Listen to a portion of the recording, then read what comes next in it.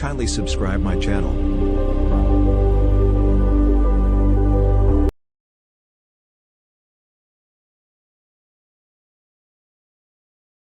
قبر کے اندر جب تدفین ہو جاتی ہے تو منکر نکیر جو ہے سوال کے لیے آ جاتے ہیں اور 3 بنیادی سوال کیے جاتے ہیں۔ لہذا حدیث میں آتا ہے کہ وہ اس کو مردے کو بٹھا دیتے ہیں اور بٹھا کر جو پہلا جو سوال کرتے ہیں وہ سوال یہ کہ من ربو کا، تیرا رب کون ہے؟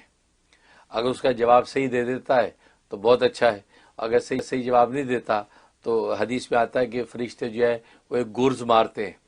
لوہے کے گرز اس کے اوپر جب مارتے ہیں تو وہ 70 ہاتھ زمین میں دھنس جاتا ہے اور تیل کی طرح پگھل جاتا ہے اس کا سارا بدن،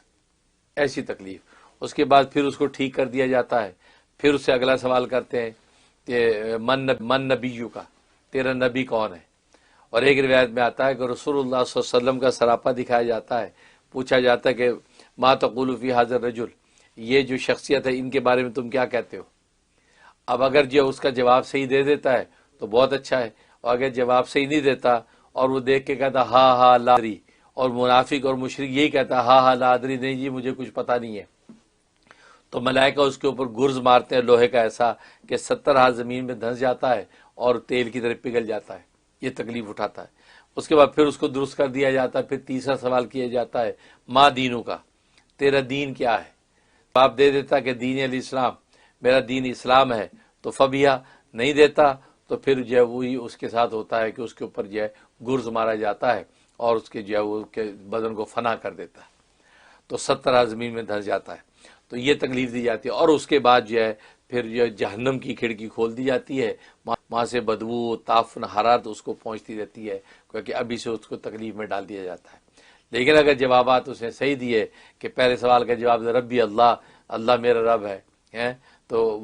من نبیو کا، تمہارا نبی کون ہے؟ اس نے کہا محمد النبی جی، محمد صلی اللہ علیہ وسلم میرے نبی ہیں۔ اور ما دینوں کا، تیرا دین کیا ہے؟ جواب دے دیا دینی الاسلام، میرا دین اسلام ہے۔ تو تینوں سوال کو جواب صحیح دے دیے تو جنت کی کھڑکی کھول دی جاتی ہے، وہ جنت سے وہاں سے ٹھنڈی ہوائیں اور نعمتیں اور رزق مانوی اس کو پہنچتا ہے، اور اس کو جو لٹا دیا جاتا ہے، جنت کی بستر بچھا دیے جاتے ہیں اور اس کو لٹا دیا جاتا ہے اور اس کہہ دیتا ہے کہ تو اس طرح نم کا قتل عروس، ایسے سو جا جیسے دلہن سوتی ہے۔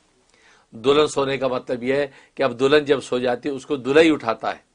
کوئی اور اس کو ڈسٹرب نہیں کرتا، تو دلہا ہی اس کو پیار سے اٹھاتا ہے، تو گویا کہ اب تم سو جاؤ، گویا کہ روز قیامت میں اب اللہ تبارک و تعالیٰ اپنی مشیت سے آپ کو اٹھائیں گے اور جنت کے اندر آپ کو داخل کریں گے۔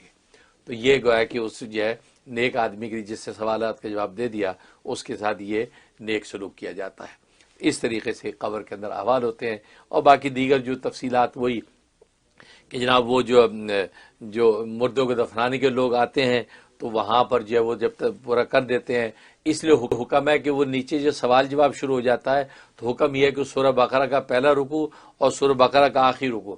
سرہانے کی طرف کھڑے ہو کے سورہ بقرہ کا پہلا رکوع تلاوت کیا جائے اور 35 کی طرف سورہ بقرہ کا آخری رکوع تلاوت کیا جائے۔ مقصد یہ کہ کچھ وقت یہ ذکر و اذکار تلاوت میں لگائیں، کیونکہ نیچے جو ہے جیسے قبر بند ہوتی ہے تو منکر نکیر آ کے سوال جواب شروع کر دیتے ہیں۔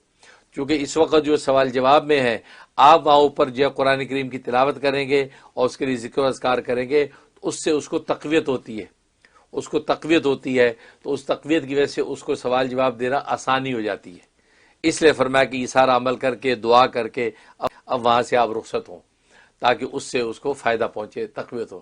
تو اس لیے جو وہ اتنا یہ سارا عمل کیا جاتا ہے، پھر وہاں سے جو ہے وہ سب لوگ وہاں آ جاتے ہیں اور مردہ وہاں پر جو ہے پھر سوال جواب میں کامیاب ہو گیا تو جنت کی کھڑکیاں کھل گئیں، ناکام ہو گیا تو جہنم کی جو ہے وہ ہولناک ہوائیں اس کو لپیٹ لیتی ہیں۔ بہت شکریہ۔